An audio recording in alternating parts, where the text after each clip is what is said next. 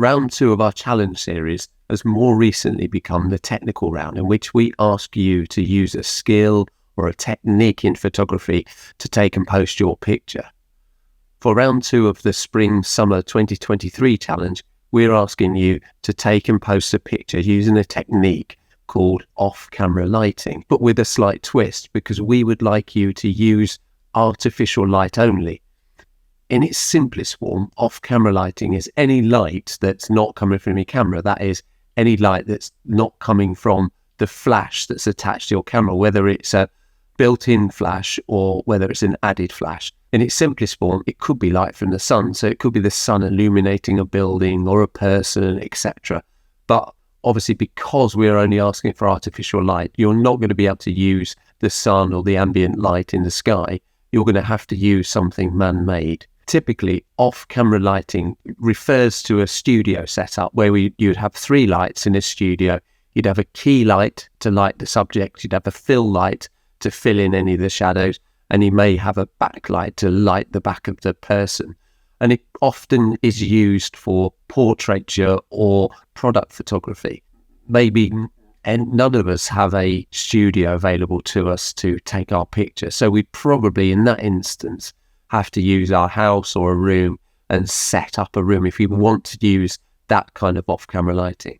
However, there's lots and lots of other ways you can do this. For instance, out in the street, there's street lamps, there's car headlights, there's light from shop windows, there's lights from other buildings. There's all sorts of lights that you can use as off-camera lighting for your picture. What I'll do is I'll set up a little studio in my house and try to take a picture of something small, and I'll show you the kind of lights that I would use and how I would do it. As an example of what you can use, I bought a simple small torch flashlight that I got from Tesco's, but I'm sure you can get these from places like Walmart or any other main supermarket, and they're generally LED lights these days.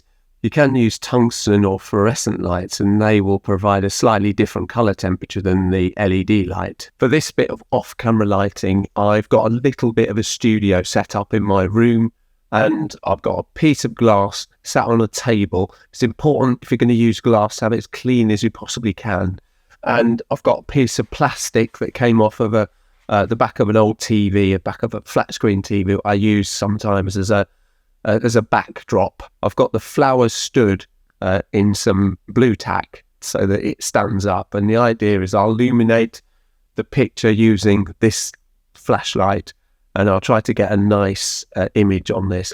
I'll shut the curtains so it's a bit darker in here to get a better effect with the light, and I'll show you our video what I'm doing when I do it. And I'm going to use the Olympus EPL3 to take the picture and show you what this little camera can do too. For the benefit of this exercise, my room is as dark as it can be, and I'm just going to use this light to illuminate the flower. As you can see, it does quite a good job of brightening up the flower and making a nice shadow.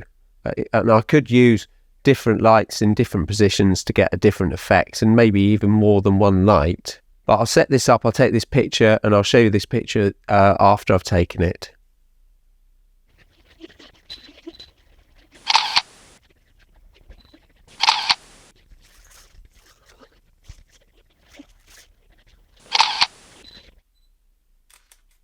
Thanks very much for watching this video. I hope you enjoy this challenge, and I very much hope you learn a new technique. I'll see you in the next one. Cheerio.